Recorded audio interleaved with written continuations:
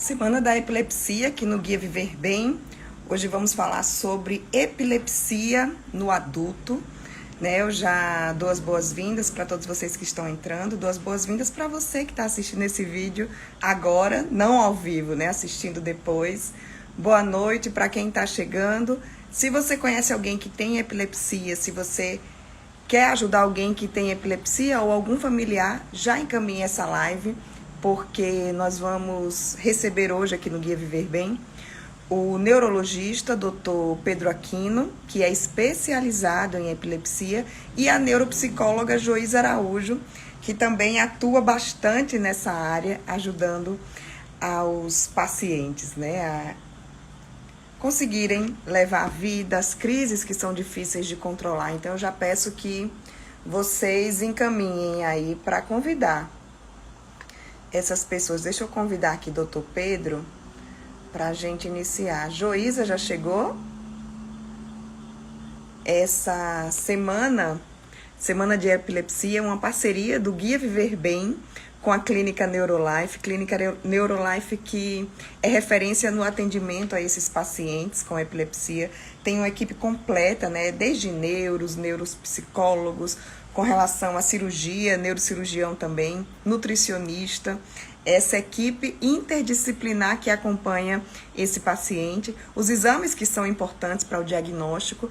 E eu já quero deixar o convite também para vocês, porque amanhã não vai ser live, vai ser uma entrevista no YouTube. Doutora Isadora Queiroz vai falar sobre os exames que são necessários aí para o diagnóstico da epilepsia. Já deixo o convite, 8 horas da noite, amanhã no nosso canal do YouTube. E na sexta-feira vamos falar sobre epilepsia de difícil controle. Quais são as opções disponíveis na medicina para controlar essas crises que não são tão fáceis. A gente vai falar de cirurgia, a gente vai falar de dieta. Então, quinta-feira você já deixa aí salvo na agenda. Doutor Pedro já está por aqui. Deixa eu mandar o convite para Doutor Pedro para a gente iniciar esse bate-papo. Não vi Joísa ainda. Joísa vai entrar pelo perfil da Neurolife. Mas eu já mandei o convite, doutor Pedro. Tudo bom? Olá. Boa noite. Boa Bem-vindo ao noite. Guia Viver Boa Bem. noite, Liana. Seja muito bem-vindo, doutor Pedro. Muito obrigado. Muito obrigado. Se apresente aí para quem está chegando, para quem ainda não lhe conhece. E você trabalha especificamente, não, você tem essa especialização em epilepsia. Isso, exato. Então, eu sou Pedro Aquino, sou neurologista especialista em epilepsia, Então, eu fiz a residência de neurogeral e, posteriormente, fiz uma especialização nessa parte, da epilepsia. Doutor Pedro, vamos começar falando o que é a epilepsia, e por que é tão importante a gente falar sobre isso. A gente vê assim, esse movimento no mundo inteiro, que é o Purple Day, destacando, conscientizando as pessoas. Por que é tão importante falar de epilepsia? E eu queria também que você já aproveitasse e falasse a questão dos dados, São muitas pessoas que sofrem com epilepsia no mundo?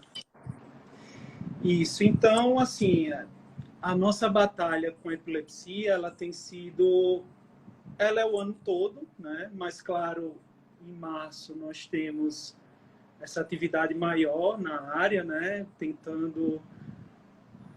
Tem um trabalho muito grande de conscientização ainda, Porque é uma doença neurológica, mas ainda muito estigmatizada, E eu acho até por falta de informação mesmo das pessoas, É uma doença que ainda é muito pouco conhecida, E envolta de uma certa hora de preconceito. Então, acho que o Março Roxo ele vem também para a gente tentar mudar esse paradigma, Isso é um trabalho de formiga aí, mas que a gente cada ano tem conseguido melhorar toda essa situação. E como você falou, o Purple Day, que vai ser agora no dia 26 de março, é o Dia Mundial de Conscientização. Então, seria realmente o finalizando o mês já. Certo. Joísa vai entrar agora. Pronto. Boa noite, Joísa. Tudo bom? Mais uma vez aqui com a gente. Boa noite. Joísa, se apresente também. A gente já começou a falar aqui com o doutor Pedro sobre essa questão da epilepsia, mas eu queria que você se apresentasse também. Boa noite a todos. É sempre um prazer estar aqui com a equipe do Guia Viver Bem e também representando a equipe da Neurolife em conjunto com o doutor Pedro.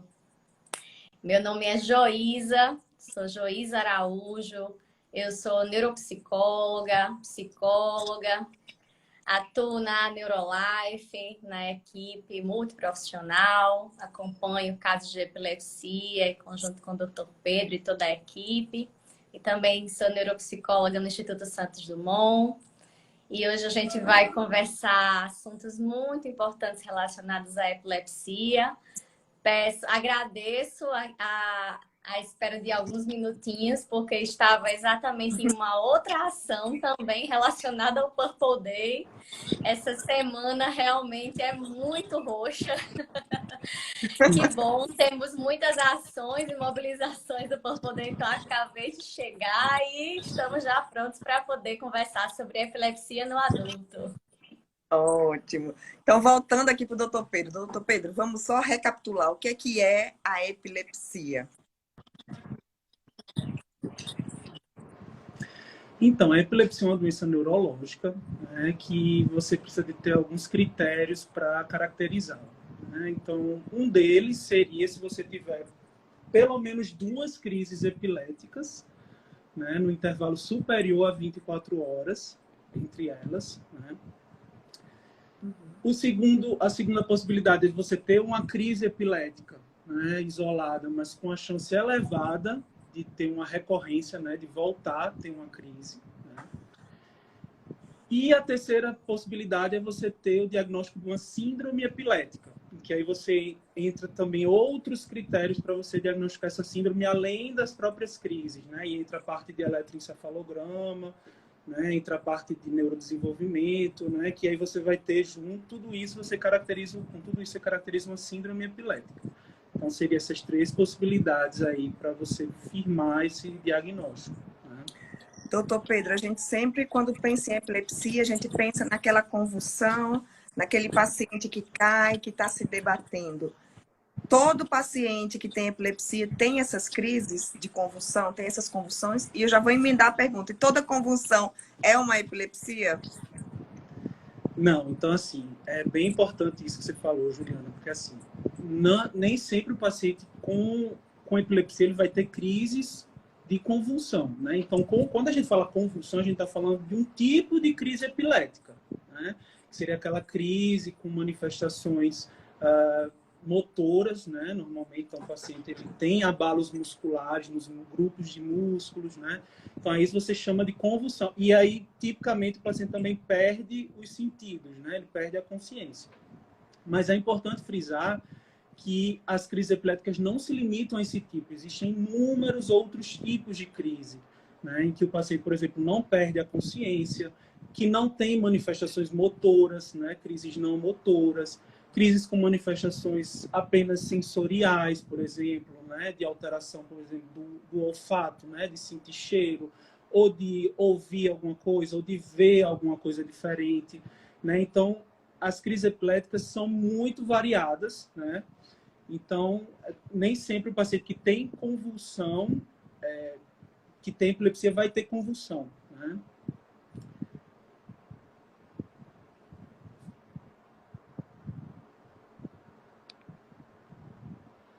Juliana, não estou ouvindo o seu áudio. A Carlinha Freire está aqui agora assistindo. Ela disse aqui que teve um aluno que tinha crises de ficar parado, assim. Ficar parado é normal? Não, por exemplo, esse é um dos tipos de crise epilética, né? Então, de parada comportamental. Então, o paciente ele para subitamente o que ele está fazendo, né? Do comportamento. E aí tem que definir melhor isso aí, né? Porque existem subtipos, digamos assim, de crise de parada comportamental. As típicas ausências, né? Que o pessoal conhece bastante, assim, né? Que às vezes até emprega o termo de uma forma até um pouco errada, digamos assim, é um desses tipos, né? Que o paciente ele para subitamente o que ele está fazendo, né?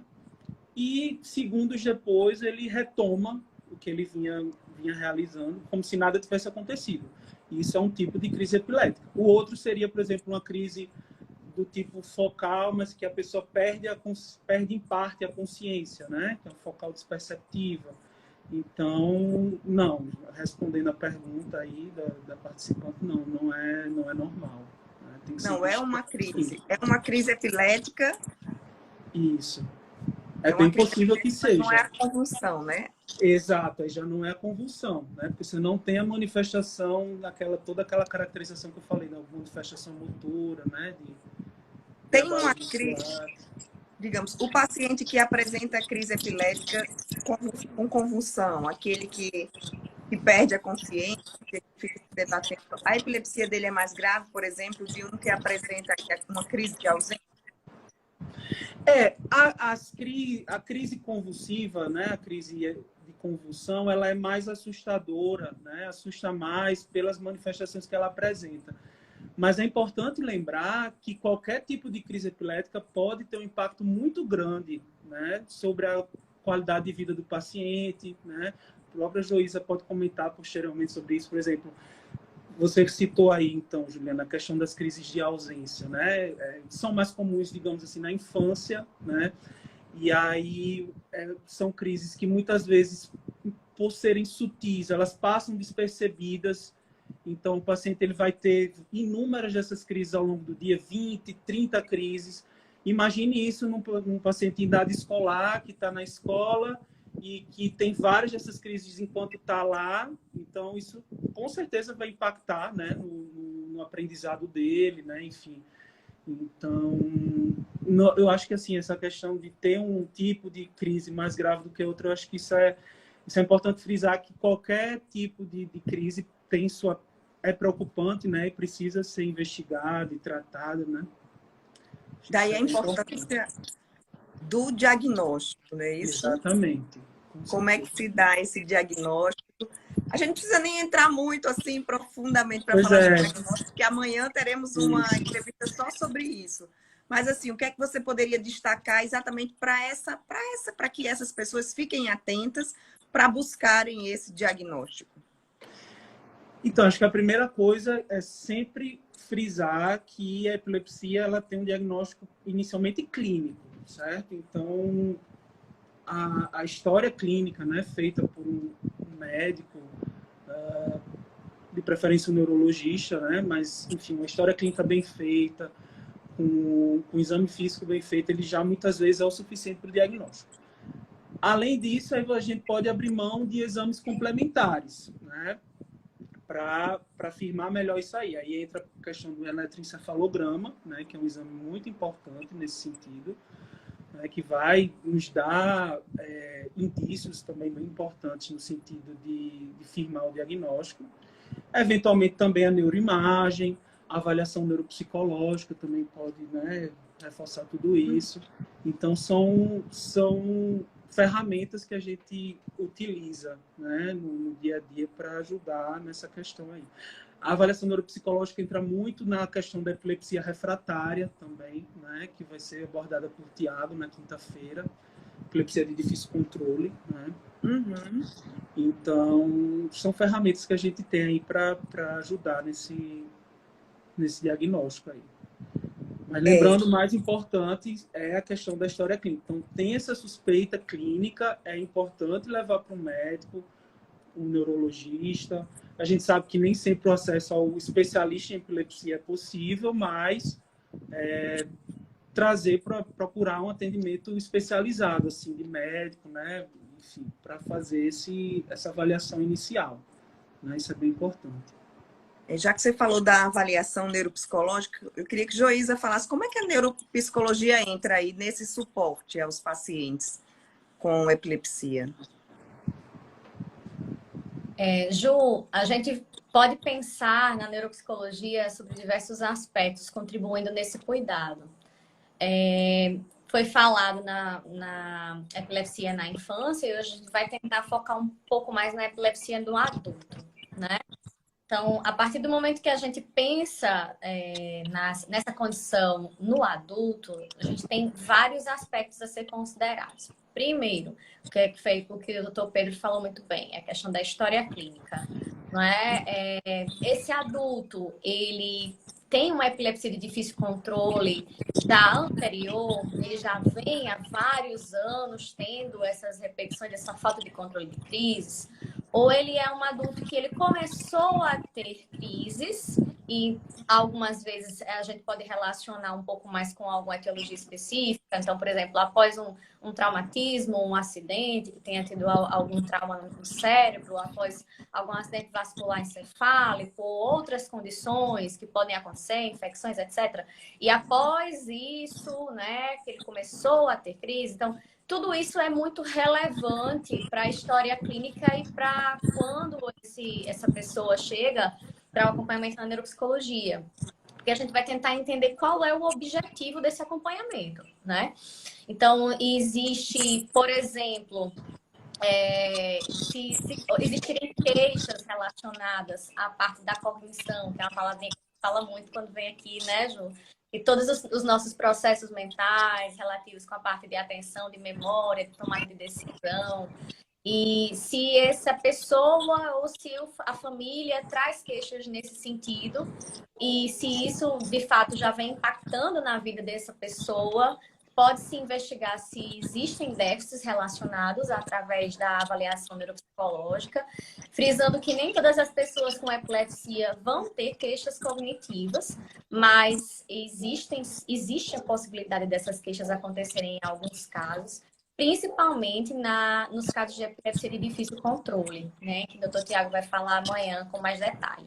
Então, primeiro ponto, né, que a neuropsicologia pode auxiliar nesse acompanhamento é através desse exame, a avaliação neuropsicológica.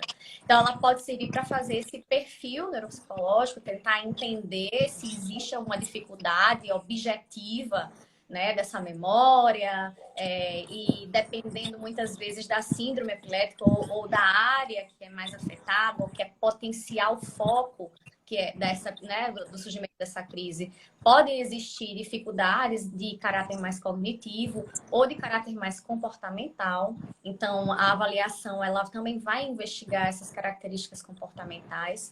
Inclusive, existem crises comportamentais, né, doutor Pedro? Dependendo da região do cérebro que seja afetada. Exatamente. Então, a gente também vai tentar observar e auxiliar nesse diagnóstico diferencial se essa alteração de comportamento está relacionada a esse foco epilético ou não, porque pode estar relacionado ou não, né? E se a partir disso podem existir comorbidades psiquiátricas. Então, a gente também, nessa avaliação, também vai tentar investigar aspectos relacionados ao humor, se existe algum transtorno depressivo, se existe algum transtorno ansioso. Todos esses elementos são muito importantes e englobados pela avaliação, né? Então, tudo isso que eu estou falando relacionado à avaliação. Outro ponto que a avaliação vai auxiliar bastante, que aí vai ser comentado também amanhã, são os protocolos pré-cirúrgicos. Protocolo pré e pós-cirúrgico, na verdade, né? Seja em uso, seja o pré-cirúrgico, quando a gente chama para as epilepsias de difícil controle, que são o caso da indicação da cirurgia, casos específicos, seja para auxiliar, por exemplo, em exames mais invasivos, que podem ser necessários em alguns casos, seja também para auxiliar a percepção de qualquer método de neuromodulação, invasiva ou não invasiva. Então, a gente pode fazer um protocolo de pré-procedimento e pós-procedimento para perceber como é o perfil dessa pessoa antes dessa intervenção e pós-intervenção.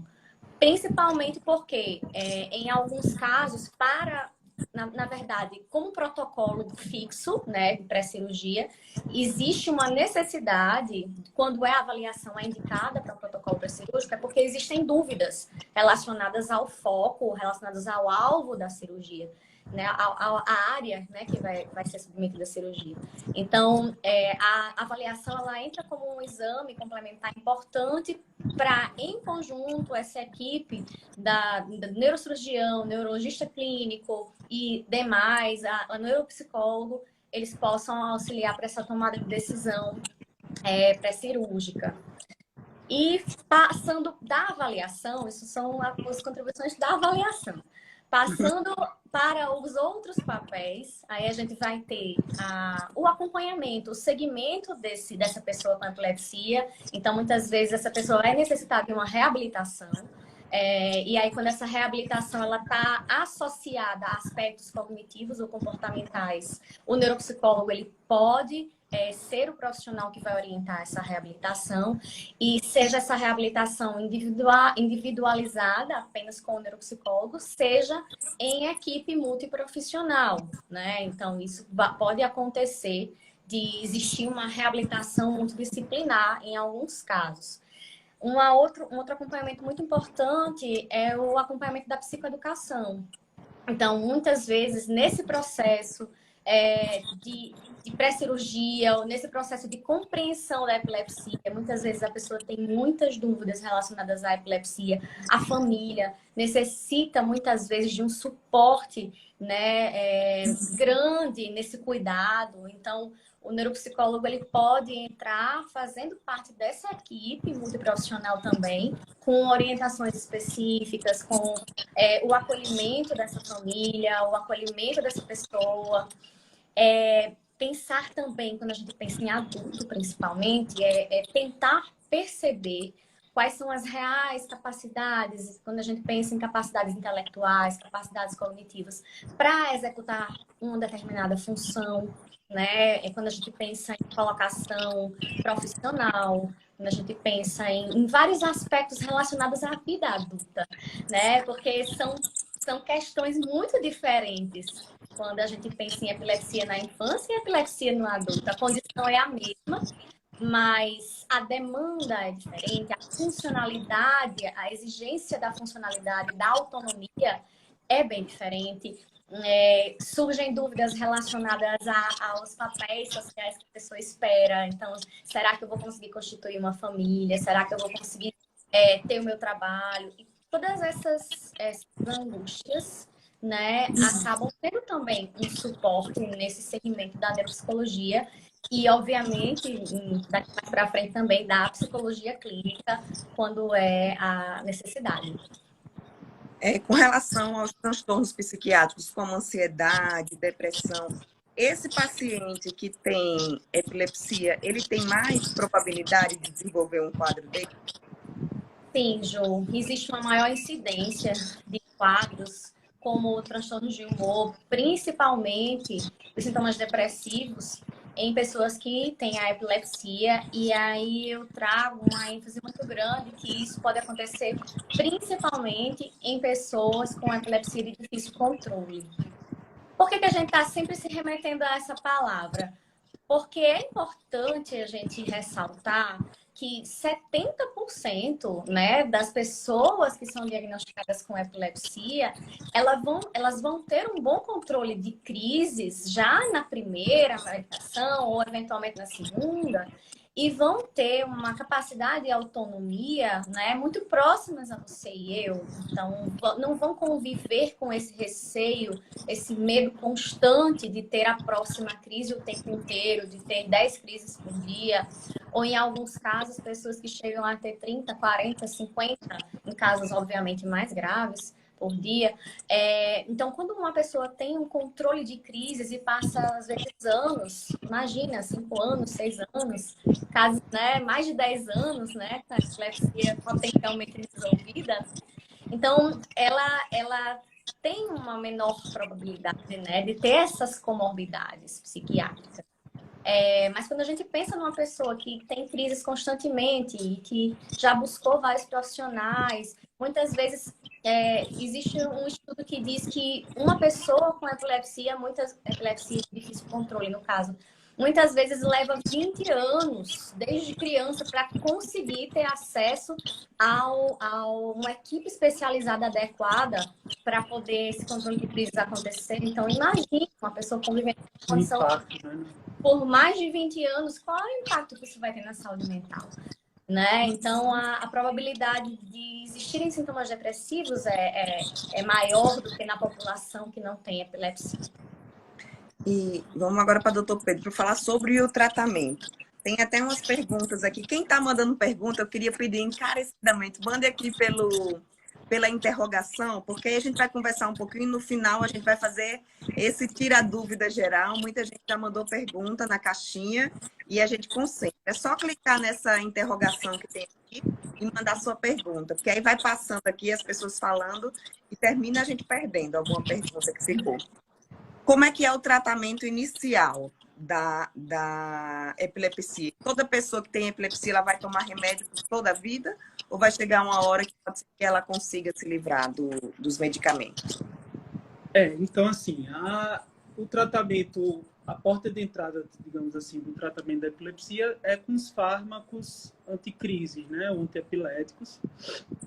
Existem diversos disponíveis atualmente, né? E aí cada um vai ter a sua indicação maior ou menor, dependendo do tipo de crise que o paciente apresente, por exemplo, do tipo de síndrome epiléptica, né? Então, tudo isso vai pesar na hora da escolha do fármaco. Além disso, aqui no Brasil pesa muito a questão do contexto do SUS, né? Também, então, também é uma coisa assim, o fator custo também entra nessa equação, principalmente nos países em desenvolvimento, né? Existem medicações de diversos valores, né, no mercado. Mas, enfim, o tratamento inicial é feito com os fármacos anticrises, né?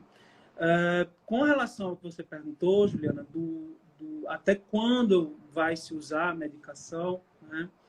Na epilepsia, a gente não costuma utilizar o termo cura, né? Não é um termo que é utilizado, né? A gente costuma falar em epilepsia resolvida, né? Se o paciente, ele, por exemplo, passa um período grande de tempo, né? 10 anos sem crise, e desses 10, 5 sem medicação, você considera ele como tendo epilepsia resolvida. Por que não se usa a palavra cura? Porque não tem como dizer que esse paciente que teve uma crise, ele vai ter uma chance igual a pessoa da população em geral que nunca teve crise de voltar a ter. Então, existe essa possibilidade, né? Por mais que seja muito distante, mas pode voltar a ter crise. Então, assim, a gente costuma falar para o paciente que ele vai usar a medicação por um período de tempo, né? Que a gente não sabe dizer ao certo qual vai ser. Mas também é possível que ele consiga, eventualmente, lá na frente, a gente fazer um teste para tentar retirar a medicação. Claro, conversando com ele, né? E com esse período, pelo menos, um período grande de tempo sem ter crises, né? Para a gente pensar nessa questão da retirada. Com relação às causas da epilepsia, o que é que pode, quais são as principais causas? E chegou uma pergunta aqui se suplementos de esporte, eles podem desencadear uma crise de epilepsia. As causas são variadas, né? Uma delas é a predisposição genética, né? Propriamente. Então, o paciente pode ter uma predisposição a apresentar crises, né? E depois de uma certa idade isso se desenvolver. Outros insultos também são bem descritos assim como crises, como desencadeantes de crises no futuro, né? Por exemplo, um traumatismo na cabeça que aconteceu na infância, ou então um traumatismo que aconteceu também na idade adulta, ele pode depois de um tempo também, o paciente pode passar a apresentar crises após esse traumatismo craniano. Após AVC também pode acontecer, né? Uma epilepsia também relacionada, enfim, a uma lesão, um tumor no cérebro. Então, são várias as causas, né? Algum erro do metabolismo também, né? Alguma alteração do metabolismo pode também facilitar a ocorrência de crises, né? Então, as causas são as mais variadas. Com relação a suplementos de esporte, a gente não vê propriamente um aumento nesse risco, né? Não sei se a pessoa perguntou sobre a questão desses suplementos de rotina, assim, eu acredito que tenha sido isso, né? Alguma relação entre epilepsia e suplementos? Essa Não, é a a pergunta. princípio não. E alguma medicação? Vocês falaram que um paciente com epilepsia ele tem mais chance de desenvolver um transtorno de depressão, por exemplo. Essa combinação de medicamentos, o medicamento para depressão e o medicamento para controlar as crises, pode dar algum problema ou como é que é feito esse ajuste? Você quer falar, Joísa? Eu falo. Fica à vontade. Medicação, pode ficar à vontade. Eu Não, sei então, de assim, algumas, ó, eu sei de algumas relações, sei de alguns efeitos, mas eu acho que é melhor você falar. é, é, a grande maioria dos fármacos não tem essa relação, assim, de você ver crises sendo desencadeadas propriamente por antidepressivo, né? Tem algumas classes mais antigas que podem aumentar um pouco o risco, né? Mas eu acho que o mais importante é você, da melhor forma possível, tentar tratar essa comorbidade, né? Porque isso traz um sofrimento para o paciente muito grande, né? E predispõe a riscos, né? Então, a depressão grave pode predispor, por exemplo, a um risco aumentado de suicídio, né? Então, ansiedade também pode levar nos extremos a casos de transtorno do pânico, enfim. Então, acho que mais do que esse... E hoje em dia a gente tem medicações seguras para serem usadas, né?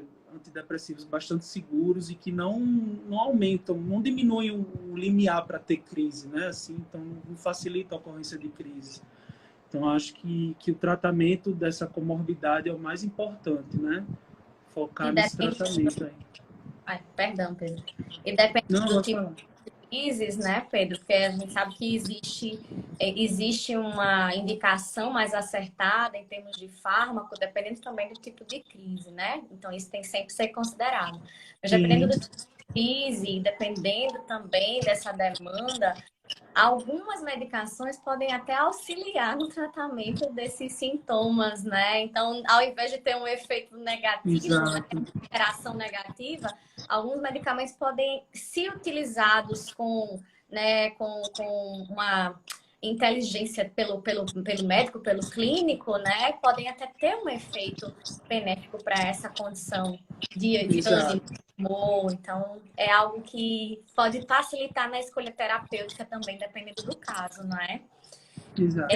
E uma Uma outra questão pergunta aqui. muitíssimo importante é a associação, né? Então, se a gente pensa que existe aí um quadro de sintoma depressivo, um quadro de sintoma ansioso, e que isso já vai se configurando como um transtorno, que existe esse acompanhamento da psicologia clínica, né? A associação, a maior eficácia de tratamento, a gente já sabe por evidência científica, assim, é que existe essa associação entre esse suporte da psicologia e a atuação do fármaco, né? Então, é extremamente importante. Uma coisa que é importante, eu sei que tem uma pergunta aí, mas quando a gente pensa, né, na depressão, na ansiedade, a gente tem que ter ainda mais atenção a essa pessoa que tem epilepsia, porque ela está muito mais vulnerável a esse duplo estigma, né? Eu tenho certeza que já foi falado aqui como a epilepsia tem uma carga de preconceito e até de misticismo e de, né, relacionado a causas religiosas, né? Tem toda uma questão que envolve, né, a epilepsia e que precisa ser desmistificada. Então, imagine essa pessoa que já tem a epilepsia e aí soma-se um quadro depressivo. Então, essa pessoa vai ser passível de sofrer esse duplo estigma, que é ter um quadro psiquiátrico e ter um quadro neurológico envolto em muito misticismo ainda, infelizmente, né? Uma coisa que me chama muita atenção é que sempre que a gente vai conversar sobre epilepsia, e a gente sabe que ainda precisa muito ser conhecido, sempre surgem dúvidas relacionadas a isso. A toda essa questão que envolveu, né, da convulsão ser assustadora, do que está acontecendo, da pessoa ser possuída, enfim, né? Envolve ainda, né? Em pleno século XXI, uma Que é condição transmissível, né? Perguntam se é transmissível, se é Perguntam se é contagioso, se eu contagiosa. socorrer uma pessoa que está tendo uma crise, se pega Isso, saliva, se eu vou pegar também. Então, exato. precisa continuar falando, precisa continuar trazendo essas informações para as pessoas saberem e, de fato, as pessoas que têm epilepsia sentirem que existe menos preconceito contra elas. Por isso que muita gente fala que não fala que tem, infelizmente, Tem né? vergonha, né? Muita gente tem vergonha de falar que. Isso, exato. A pergunta que chegou aqui foi sobre ansiedade. Quem tem epilepsia e tiver passar por uma crise de ansiedade, essa crise pode desencadear uma crise epilética? Pode ser facilitador, sim. Estresse e ansiedade pode ser desencadeador facilitador de ocorrência de crise. Aí você já inclui na lista noites mal dormidas, fadiga, cansaço e álcool. Álcool também. Quem tem epilepsia não Exato. deve beber bebida alcoólica? Isso. Então, o álcool, ele altera a arquitetura do sono, né? Então, o paciente que ingere a bebida de álcool, ele vai ter uma arquitetura do sono totalmente alterada, né? Então, a noite que ele vai dormir vai ser muito ruim. No dia seguinte, a chance de ele ter crise é muito maior. Então, muita gente acha que é porque corta o efeito do medicamento, mas não é propriamente isso, né? Então, é justamente essa questão do sono. Tanto que a própria privação do sono, como a Joísa falou, é um fator que predispõe, né? E o álcool entra também nessa equação aí para facilitar também a ocorrência de crise por esse motivo. E, Pedro, em algumas situações, as pessoas ficam com esse receio, esse mito de que, né, hoje vou tomar todas, né? Isso a gente tem esse grande desafio, principalmente com os adolescentes, jovens adultos, que estão na etapa dessa socialização e, né, o álcool é um facilitador social muito grande, né, nessa faixa, principalmente. E aí, eles já colocam isso como o fato de não vou tomar a medicação hoje. Não só ingere o álcool, como não usa a medicação, exatamente. Então, porque aí Está potencializando a chance da crise. Aí é uma bomba relógio, por isso que a gente alerta, né? Como profissionais, não fazerem isso em hipótese alguma. Como diferenciar efeitos colaterais dos medicamentos anticrises das comorbidades psiquiátricas? Isso é um desafio. A gente sabe que tem alguns fármacos anticrises que têm um perfil pior nesse sentido de facilitar, de piorar transtorno de humor, né? Até causar sintomas de psicose mesmo, né? De alucinação, por exemplo, né? Mas que também potencializam a ocorrência da piora, né? Desses quadros de depressão, de ansiedade. Né? Isso tem que ser avaliado caso a caso. Muitas vezes não é fácil, né? Porque é difícil essa diferenciação, mas tem que ser em conjunto sempre o médico, em conjunto com a equipe multiprofissional para a gente destrinchar melhor isso aí, né? Mas é isso, assim, é um desafio. A história clínica é muito importante mesmo. Isso. É muito individual. Uma pessoa pode ser que tenha um efeito, né? Assim, pode ser que tenha algum sintoma e outra necessariamente não, né? Então, precisa ter muita atenção. É cada um. Pessoas com epilepsia, elas levam uma vida normal? Essas pessoas que conseguem controlar as crises? Uma pessoa que tem epilepsia pode dirigir? São dúvidas que são bastante frequentes, né? E o que é que acontece se a pessoa tiver uma crise quando estiver dirigindo? Provocar um acidente? Ela é culpada? Como é que é essa história da direção? Então, assim, como o juiz até já comentou um pouco antes, em torno de 2/3, até um pouco mais, né? 70% dos pacientes que têm epilepsia, eles conseguem um controle adequado de crises, né? Seja com a primeira ou com a primeira medicação que foi introduzida ou depois com a segunda, né? Então, esses 70%, eles levam a vida podem levar uma vida praticamente normal, né? Basicamente nenhuma restrição, quase nenhuma restrição. Podem dirigir, tá? Embora tenha alguns critérios aí que devem ser levados em conta, né? Travou, doutor Pedro. Voltou. E direção. Né? Então, a legislação divide esses pacientes em dois grupos. Né? Os pacientes que estão em uso de medicação anticrise, estão em uso adequado de medicação, e o segundo grupo é os pacientes que estão em retirada da medicação. Né? Para os pacientes do primeiro grupo, ele precisa estar há pelo menos 1 ano sem nenhuma crise para conseguir obter essa licença, né, a CNH, né, a Carteira Nacional de Habilitação. Pelo menos 1 ano sem crise, tem que ter um acompanhamento médico regular, e esse acompanhamento tem que ser feito há pelo menos 1 ano. Né? Então, o médico assistente tem que estar acompanhando o paciente há pelo menos 1 ano para ele ter uma ideia de como é que está a evolução dele ao longo do tempo.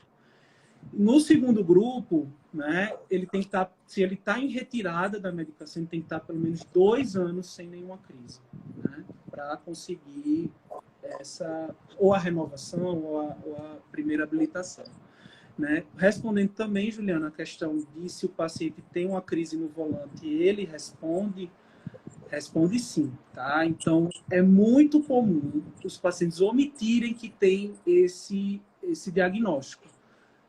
Quando eles vão ser avaliados pelo perito lá do Detran. Então, eles simplesmente omitem, dizem que respondem como qualquer outra pessoa que não tem a doença. A questão é que se ele tiver a crise, ele vai ser responsabilizado penalmente. E aí, seja do ponto de vista até de falsidade ideológica, né? Até de responsabilização por danos materiais e até de danos de pessoas, enfim. Então, é responsabilizado sim. Tá? Então, E esse paciente que informou? O paciente que informou, aí ele vai ser avaliado quando ele informa que tem. Aí o perito do Detran, ele vai pedir para uma complementação do caso do paciente. Aí ele vai pedir um laudo emitido pelo médico assistente, que é o médico que acompanha ele no dia a dia. Né? Aí entram todos aqueles critérios que eu falei, né? Da questão de se está usando a medicação 1 ano sem crise, se está em retirada dos remédios, na fase de retirada das medicações, pelo menos 2 anos sem crises. E Bem sério. lembrando que essas regras valem para veículos, para carros, né? Isso, até categoria B. Categoria né? B. Não é possível motocicletas, por exemplo, né? Isso, Exatamente. categoria B. Nem motocicletas, nem também C, D, né? Aquelas máquinas grandes, né? Aqueles automóveis grandes, vans, furgões, essas coisas. Também não vale. Uma paciente aqui. Caminhando. Cresci tendo crises de epilepsia. Hoje as minhas estão controladas, mas eu não tenho coragem de ficar sozinha e muito menos dirigir.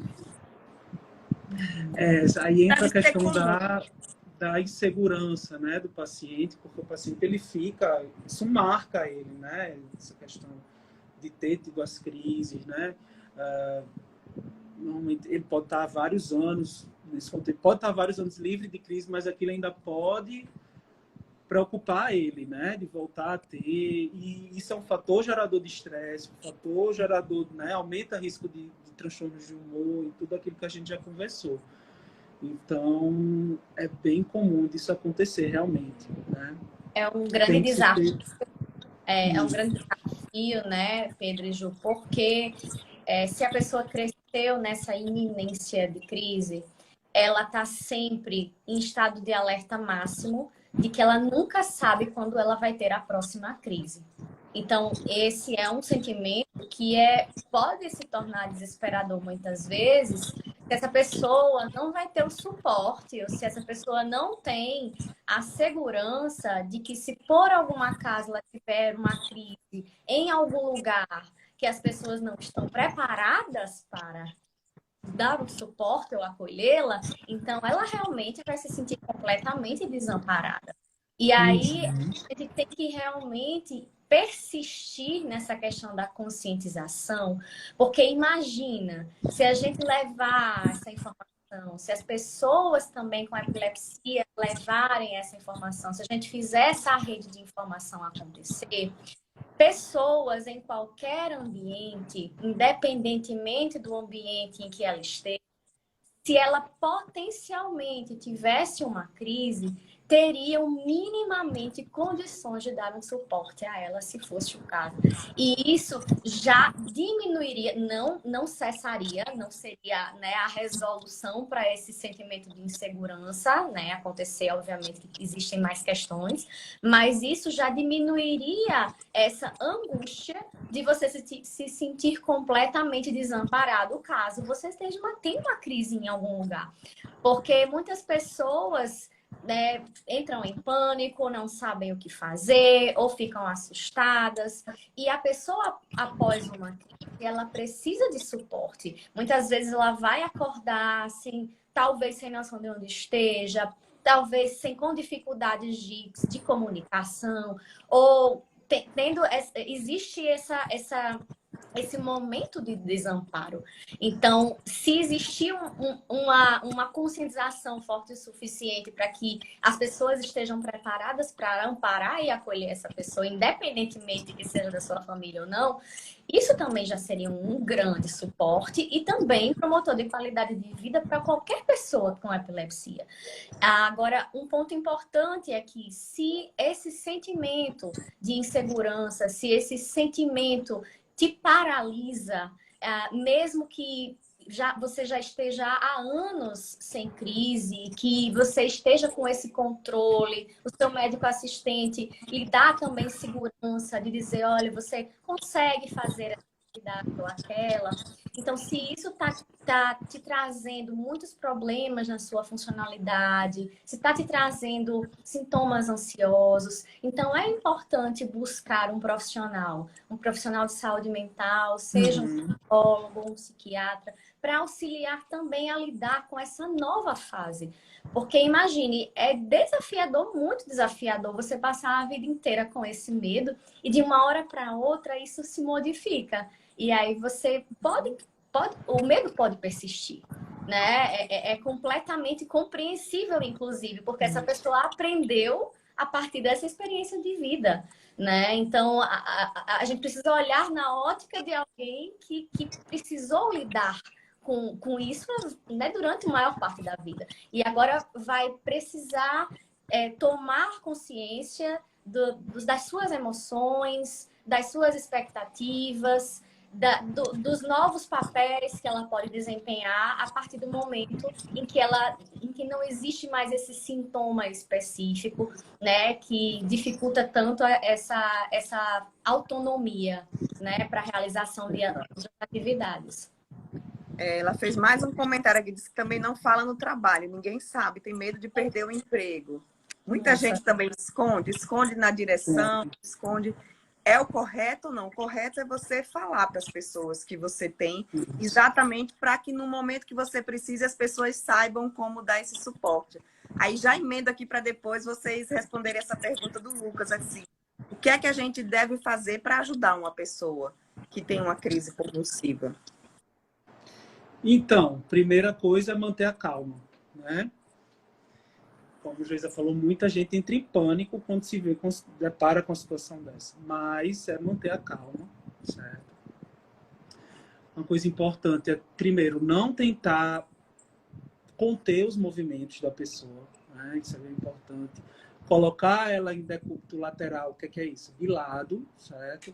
Para que, se caso ela emitir algum tipo de secreção, né? Saliva, ou chegue a vomitar, ela não se engasgue com essas próprias secreções. Então, o fato dela estar de lado vai ajudar que isso saia pelo canto da boca, né? Colocar algo macio para amparar a cabeça dela, né? Se vai na rua, por exemplo, esvazia a mochila, coloca a mochila debaixo da cabeça, né? Para encoxar a cabeça. Se vai em casa, coloca um travesseiro, né? Aguardar essa movimentação excessiva passar. Muitas vezes o paciente ele não vai voltar a si logo, né? Então ele vai ficar mais sonolento. É importante não introduzir nenhum objeto também na boca do paciente. Ou tentar puxar a língua, que as pessoas ficam preocupadas. Não, a língua dele vai lá para dentro, ele vai se engasgar com a própria língua. Não, não coloca nada, porque tanto você pode se machucar, quem estiver ajudando, quanto o próprio paciente pode se machucar, né? Porque muitas vezes essa região aqui da mandíbula, ela trava durante a crise. E aí isso aqui fica rígido, e se tiver alguma coisa dentro aqui, vai Pode quebrar, então, né? pode Machucar. até quebrar, machucar, certo? Então, evitar não fazer isso. Não jogar água na pessoa também, né? Que pode ser que alguém tenha essa ideia de jogar alguma água assim para ver se a pessoa acorda. Também não é para fazer isso, tá, gente? E se a crise durar mais do que 5 minutos, né? Então, é importante alguém estar junto, cronometrar isso aí, porque é bem comum também o paciente, a pessoa que está vendo a crise na hora, ela fica tão assustada, em pânico, que ela superdimensiona esse tempo, né? Acha que a crise durou 15 minutos, 20 minutos. A gente sabe que isso durou bem menos do que isso, né? Então é importante também ter essa ideia de cronometrar a crise. Se passar de 5 minutos, ou se o paciente emendar uma crise após a outra, né? Sem sinal de recuperação nenhuma, acionar o atendimento médico de urgência, né? O SAMU, discar 192, né? No telefone, no celular, entrar em contato com o SAMU. Tem como o paciente perceber que vai ter uma crise? Tem pacientes que... Isso, tem paciente... Primeiro, tem como ele perceber... Tem pacientes que têm alguns sintomas até horas ou até, às vezes, até dias antes da crise, né? Por exemplo, uma dor de cabeça, que ele sabe que aquela dor de cabeça precede a crise. A gente chama sintoma premonitório, né? Tem pacientes que têm também uma tontura que começa alguns minutos antes, por exemplo, da crise, e ele já meio que começa a se preparar para ter aquela crise, né? Então, esse paciente, ele, até esse ponto de vista, ele está um pouco mais protegido, digamos assim, porque ele consegue se proteger melhor quando ele vai ter a crise. Mas, muitas vezes, a crise vem sem aviso nenhum, né? Então, isso também vai variar de paciente para paciente. Mas, sim, tem pacientes que têm sintomas que antecedem, né, a perda da consciência, por exemplo.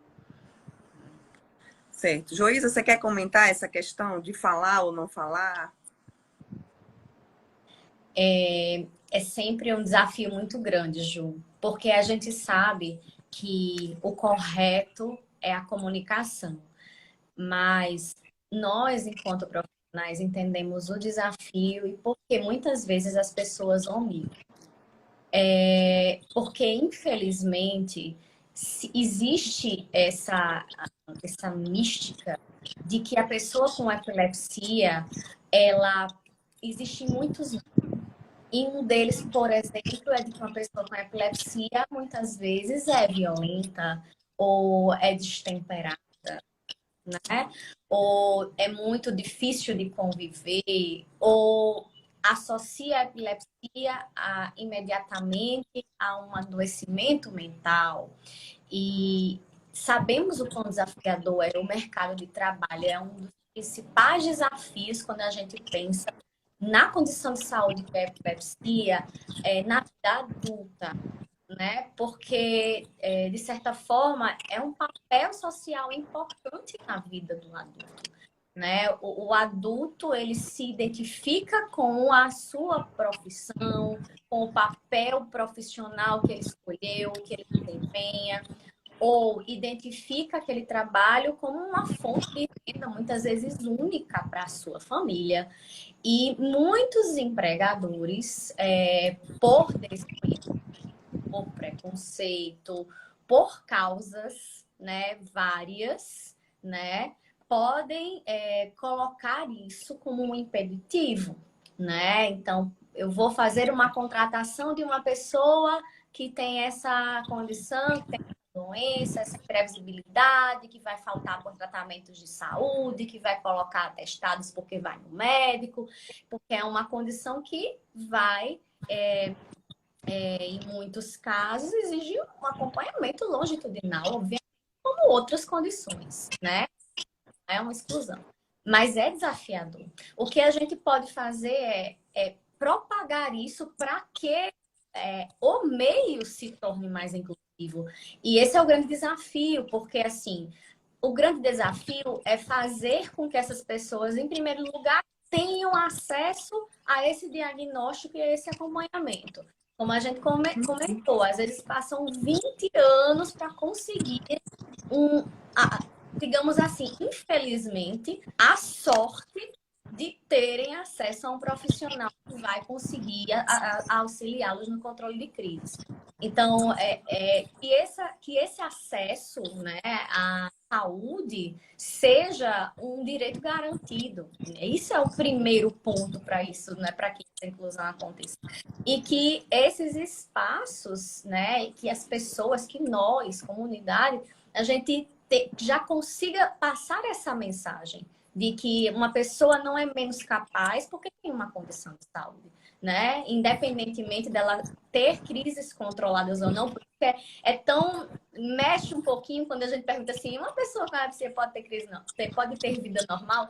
O que é exatamente vida normal, né? Porque eu conheço pessoas com epilepsia refratária que, obviamente, tem vários desafios, não é fácil, né?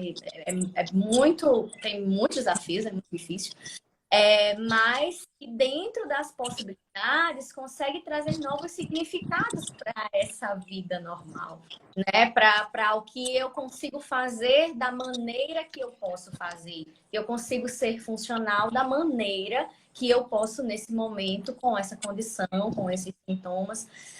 Vai estar livre de desafios e percalços e sofrimento? Não, nós vamos romantizar aqui a condição, mas precisamos que isso seja feito de uma maneira que as pessoas elas consigam ter esses espaços independentemente.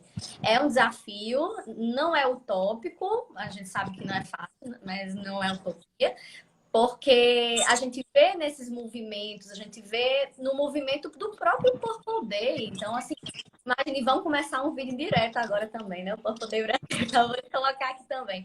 Porque, assim, é o movimento de uma menina de 9 anos, né, que conseguiu gerar essa onda mundial, né? E pessoas falam sobre isso não só durante o mês de março, mas que isso reverbera durante os outros meses. Pessoas querem saber o que é. Então, eu chego, assim, me perguntam, você vai falar sobre o quê? Ah, eu vou falar sobre epilepsia.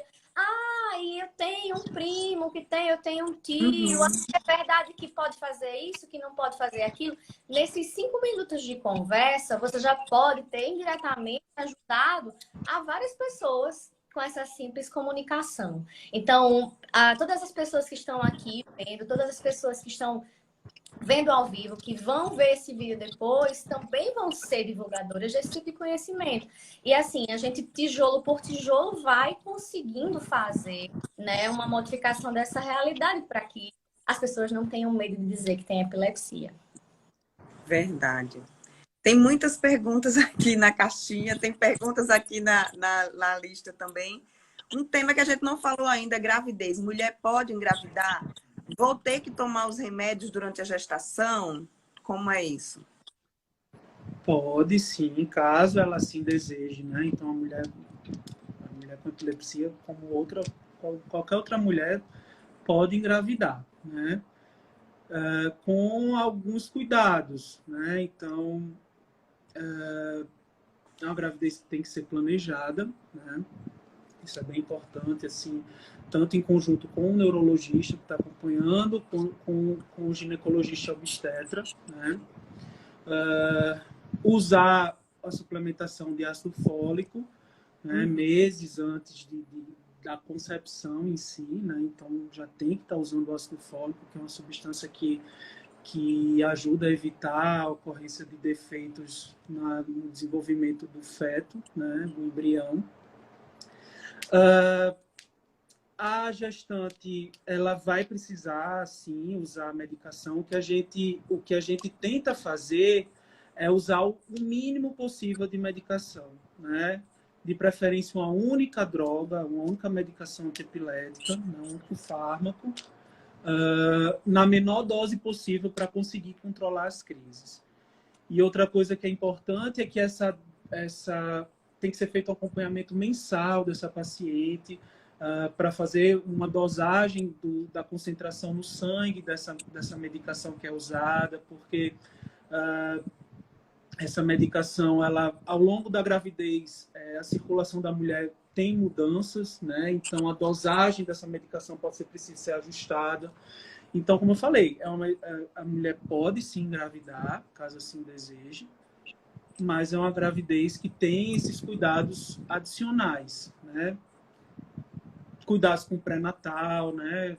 Tudo isso tem que ser levado em conta. Né? Mas uma pergunta, se eu tiver uma crise durante a gravidez? Desculpa, eu não ouvi, Juliana. Se eu tiver uma crise durante a gravidez, uma pergunta que chegou aqui. Pode acontecer, né? E a gente sabe que, principalmente se for uma crise daquelas que a gente falou, do tipo convulsiva, né? Uma crise que tem um potencial de causar mais dano no bebê, né? Que está em formação.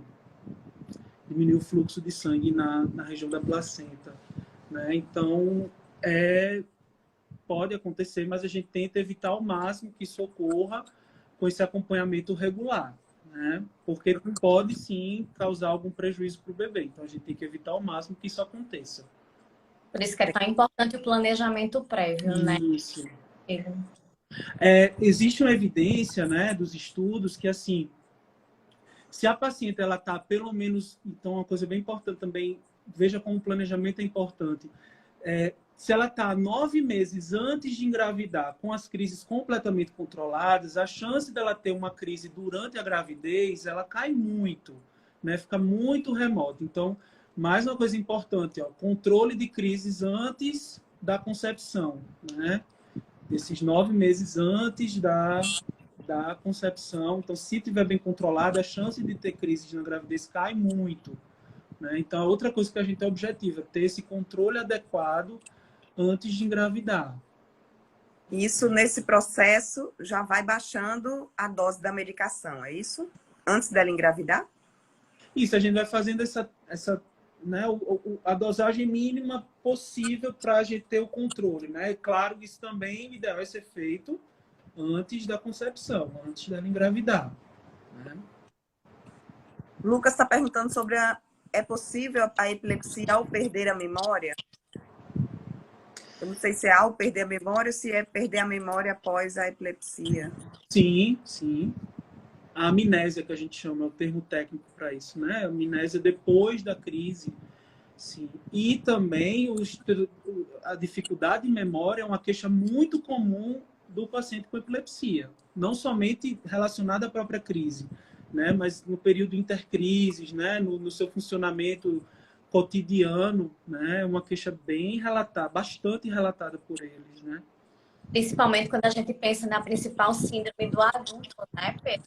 Está relacionada a áreas temporal, né? ligadas à memória. Não necessariamente todas as pessoas com epilepsia vão ter queixas de memória, isso é importante, né? A gente fala.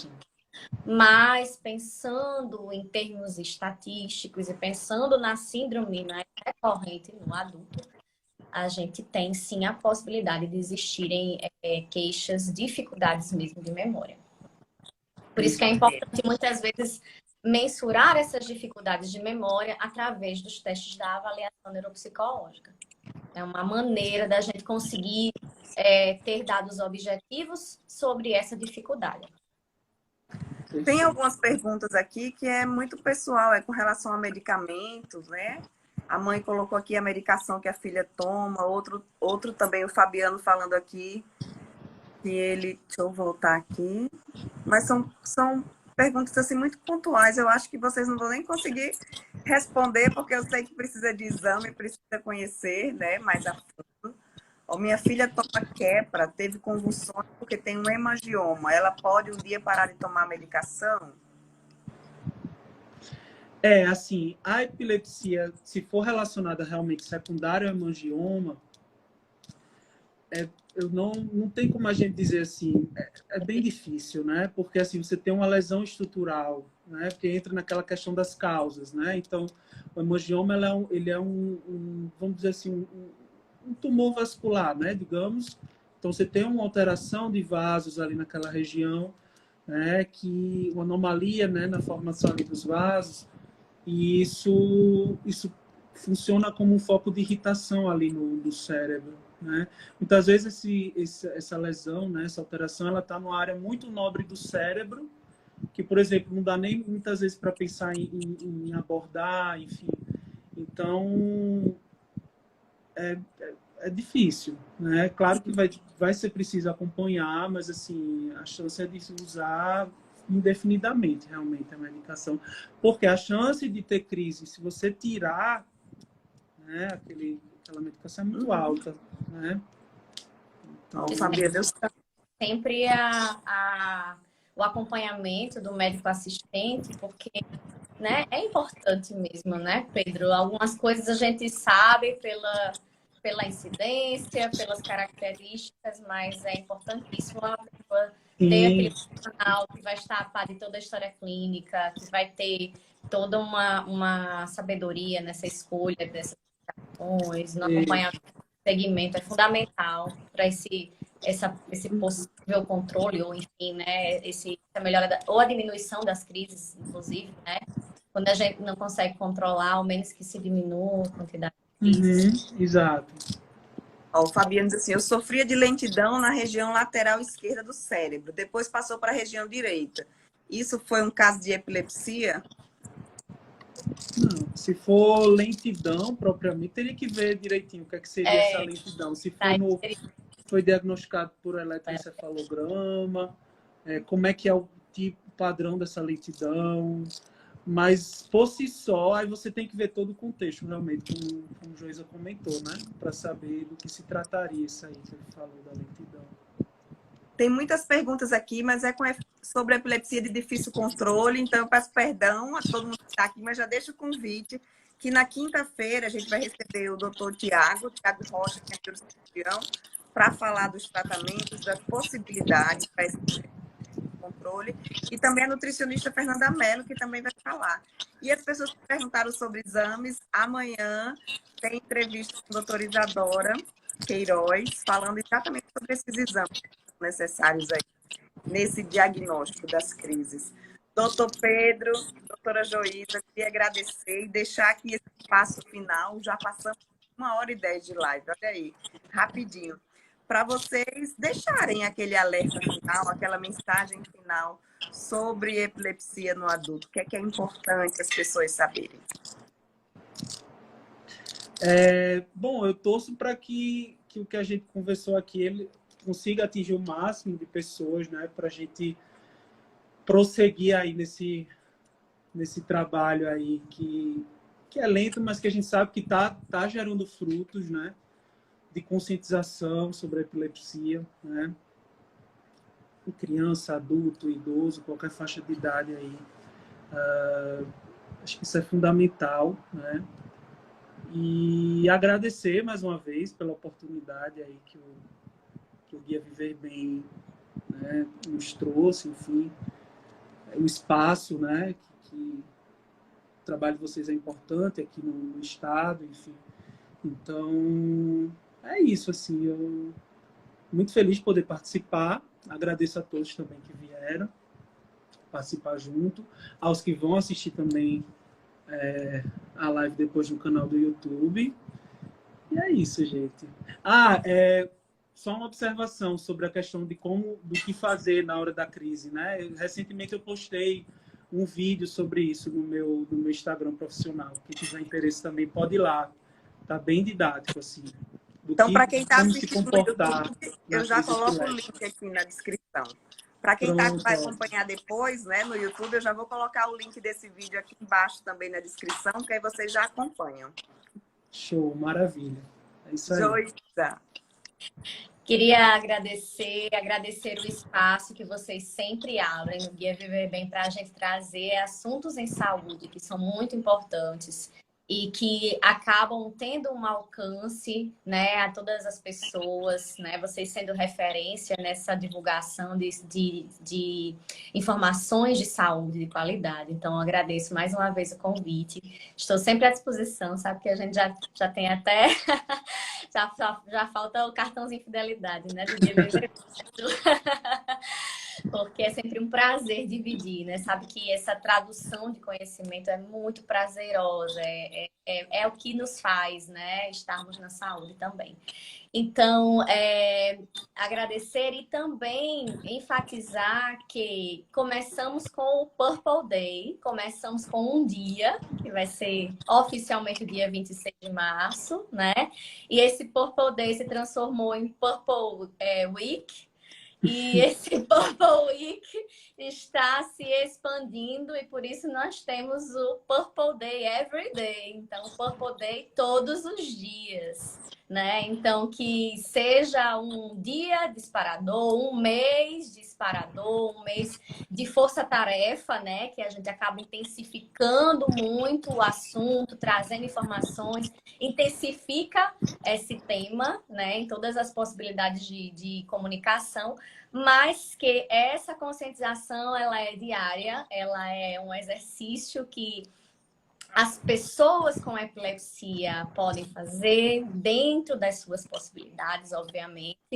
As famílias com pessoas que têm epilepsia também. Temos aí um exemplo maravilhoso, que é a Apoia Epilepsia, que foi construída a partir desse amor dessas famílias, né, por seus filhos. Essas mães que se uniram, né? Isso, essas mães são exemplo, né, do que se pode fazer quando se mobiliza, né, e atualmente são embaixadoras nacionais do Purple Day Brasil, né, e estamos muito felizes de contribuir também com esse trabalho. E pensar que todos os dias são dias para a gente diminuir o preconceito, todos os dias são dias para a gente saber mais sobre essa condição, todos os dias são possíveis das pessoas que têm epilepsia terem acesso a esses espaços, terem acesso a essas possibilidades de colocação, seja profissional, seja em outras circunstâncias de vida, e que isso se torne, de fato, nessa onda roxa o ano inteiro, né? Eu já aproveito também para poder falar, né? Se vocês também quiserem saber mais sobre epilepsia, outros assuntos relacionados à saúde mental, outros assuntos relacionados à neuropsicologia, e aí com a ênfase em várias condições de saúde neurológicas que a gente acompanha e realiza o trabalho em neuropsicologia. É só também seguir o meu Instagram, o Joiz Araújo. Também temos a programação, né, do Purple Day, que vai se colocar ali. O convite para o evento de sábado, né, que é um evento gratuito, o Purple Day Brasil. Como é que vai ser esse evento? O Purple Day Brasil, ele vai ser completamente online, gratuito. Ele vai contar com a presença de diversos profissionais, de pessoas com epilepsia, de familiares, de profissionais, inclusive, daqui do estado e de nível nacional, e também com a presença da fundadora do movimento mundial, que é a Cassie Meg. Ela vai estar ao vivo na programação também. Então, é algo a ser partilhado. O link para inscrição está no Purple Day Brasil, né? No Instagram do Purple Day Brasil. E serão todos muito bem-vindos. Será um evento muito bonito. E eu agradeço também aí a possibilidade de partilhar dessa nossa grande parceira, né, Pedro? A Neurolife é uma grande parceira da Apoia Epilepsia desde sempre. Sim.